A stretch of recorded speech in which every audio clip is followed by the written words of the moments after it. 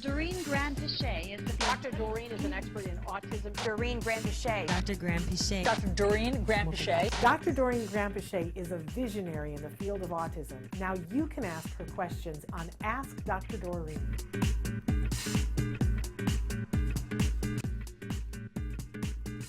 Dozer has said, my son has been licking the bottom of his feet and his arms.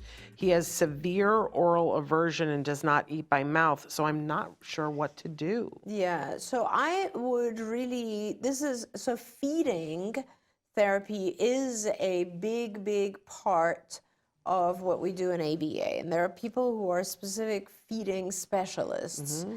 And I think it's really, really important for a million different reasons. Also, it'll affect language if you don't fix this.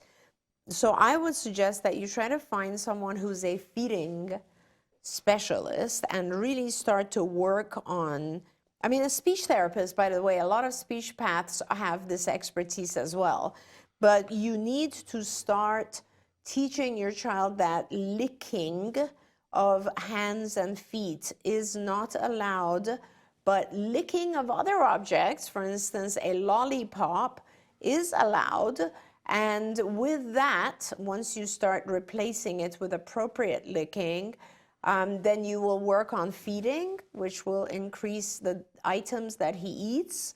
And you will also be working on movement of the tongue so that it'll start to influence the vocalizations that he is able to make, and that will eventually lead to speech.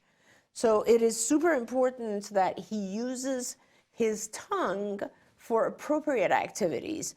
I would also start using a vibrating toothbrush, anything that can allow him to activate inside the mouth so that he actually will have less of an oral aversion.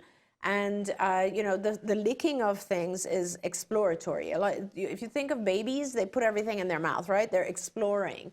I don't want him to get used to exploring the wrong things. But so you need to stop the foot and the mouth, the hand, but you need to give him other things that he can start to lick, like his toothbrush, his, you know, a lollipop, and you also need to give him other things that he can do with his mouth, such as blowing and putting his tongue out and moving it around and those types of things, because that will increase his food intake and it will increase his speech. There we go.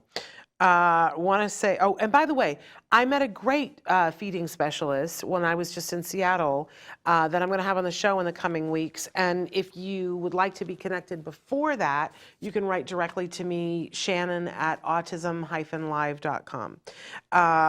Love to have another feeding specialist in my Rolodex.